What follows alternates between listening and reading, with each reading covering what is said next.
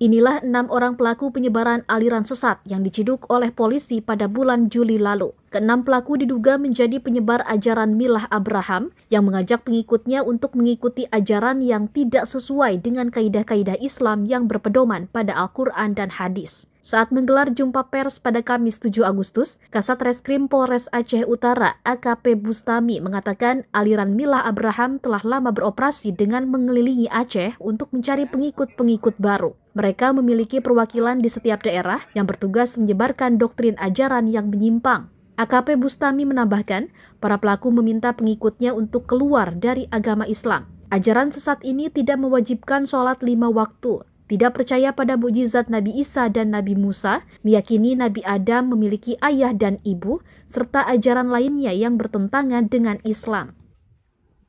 Daripada kelompok-kelompok ini mengeluarkan pernyataan keluar dari Islam, ya, seperti tidak mempercayai adanya mukjizat Nabi Musa, kemudian tidak mempercayai Nabi Adam, Nabi yang pertama, kemudian mengingkari Nabi terakhir itu Nabi Muhammad, bahkan ada Nabi ke-26 itu Ahmad Mursadik namanya. Nah, ada hal lain lagi yang dilakukan oleh kelompok ini, kegiatan kelompok ini, dengan menafsirkan Al-Quran dengan versi mereka sendiri.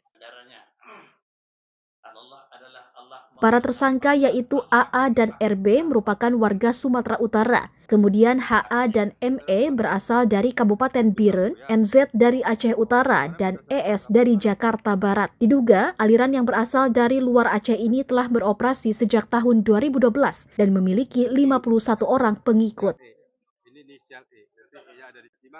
Dari Kabupaten Aceh Utara, Provinsi Aceh, Trifani, Kantor Berita Antara, mewartakan.